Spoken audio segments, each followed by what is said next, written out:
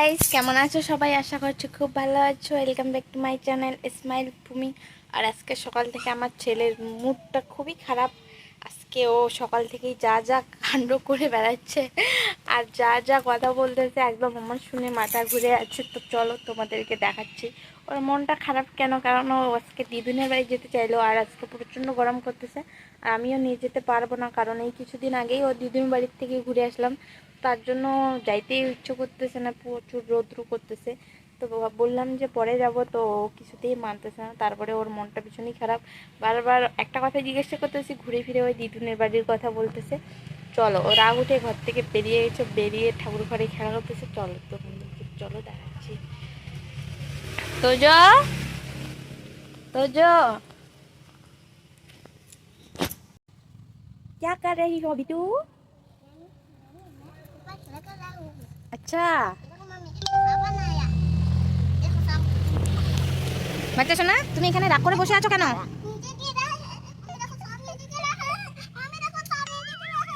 এদিকে শোনো, কি বলি, তোমার মন খারাপ আজকে কেন?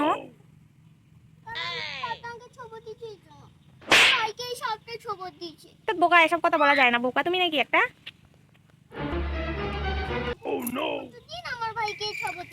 বোকা, তুমি এই ঠাকুর ঘরে কি করতেছো? এভাবে বসেই আছো কেন? এগুলা ঝাড় জঙ্গল, এই চাপাতার গাছটা এখানে নিয়ে আসছো কেন? এই চাপাতার গাছটা এখানে নিয়ে আসছো কেন?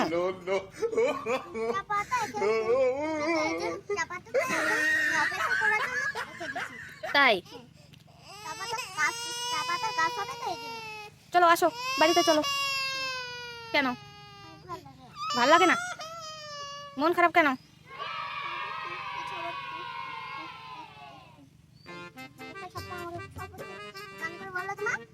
তার বোকা, বললাম না এসব কথা বলা যায় না। চলে গেলাম আমি। আসো, বাড়ি যাবা? আসো, এখানেই থাকবা? এখানেই থাকবা? এখানেই ভালো লাগে? তাহলে ওই যে কুমিরটা এখানে যে আছে, কামড় দেবে।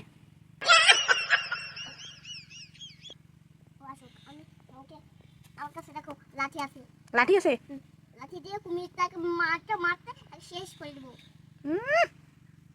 ওই কুমিরটাকে মারো? কুমিরটা তো অনেক বড়, তুমি তো পুষ্কুনিয়া, তুমি তো এত ছোট, তুমি তো আর কিছুই করতে পারবে না। কারণ আমি যখন আমি বড় হবো তখনই তো ওইটাকে মারতে পারবো।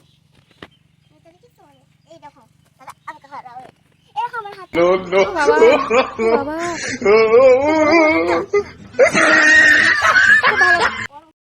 ওকে সামলে কোনো রকম ঘরে এসে একটু কাজ করতে শুরু করেছি। এই যে আবার ওর ডাকাডাকি শুরু হয়ে গেছে। একটুও শান্তি নেই আমার, কি বলবো, কাজ করে শান্তি নেই, কোনো কিছু করে শান্তি নেই। সকালে ওইটা তো ওর জন্য কোনো কাজ করা হলো না। তারপরে ও যখনই একটু খেলা করতে গেল, ধীরে ধীরে সব কাজই শেষ করে নিলাম। করে নিয়েই শুধু খালি ঘরটা মুছলেই কাজ আমার কমপ্লিট হয়ে যায়। তাতেই ও ডাকাডাকি শুরু করছে, এসে দেখতেছি।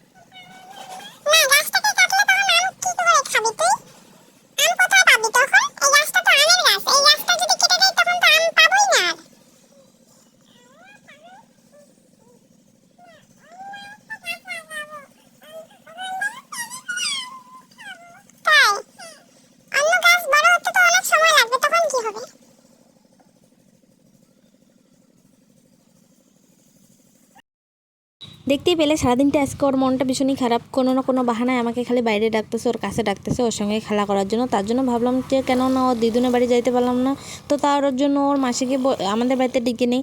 তারপর ওর মাসিকে আমি আসতে বললাম, ওর জাইম্বুকে পাঠিয়ে দিছি, ওর জাইম্বুর সঙ্গে আমাদের বাড়ি চলে আসলো। আর ও এসেই ওর একটা খরগোশ নিয়ে আসলো। ও খরগোশটা কিন্তু ভীষণই খুশি হয়নি, কারণটা হচ্ছে ওকে এমন ও ভয় পাইয়ে দিছে যে ও কোথায় ঢুকতেছে আর কোথায় না ঢুকতেছে। ও এত দুষ্টুমি করতেছে যে খরগোশটা ভয় পেয়ে গেছে যে বাবা আমাকে মেরে টেরে ফেলবে নাকি।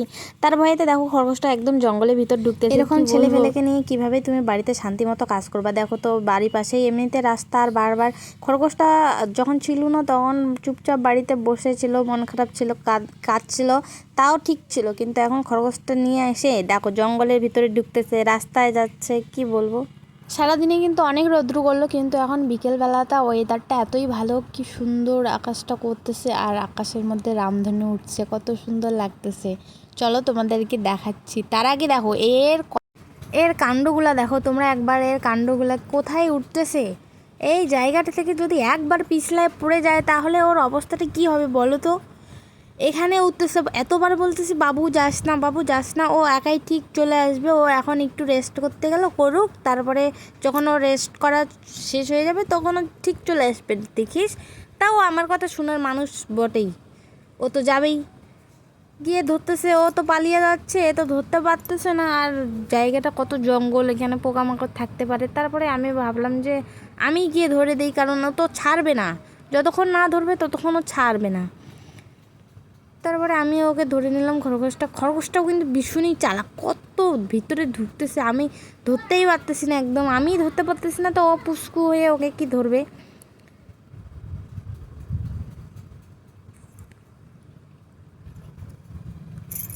বাধ্যকর খরগোশটাকে ধরে নিলাম। তো এই যে দেখো খরগোশটা, চলো তোমাদেরকে আকাশটা দেখাচ্ছি, রামধনু কত সুন্দরভাবে উঠছে, কত সুন্দর লাগে,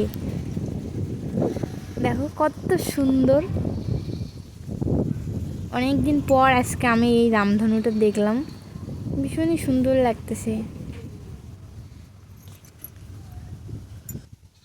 আজকের ব্লগটা এখানেই শেষ করছি। তোমরা সবাই ভালো থেকো, সুস্থ থেকো, আর যারা নতুন আছো তারা সবাই চ্যানেলটাকে সাবস্ক্রাইব করে দিও। তাহলে পরে কী হবে, যখনই নতুন কোনো ভিডিও আমি আপলোড করব সবার আগে তোমাদের কাছে চলে যাবে। তো টাটা, ভালো থেকো সবাই।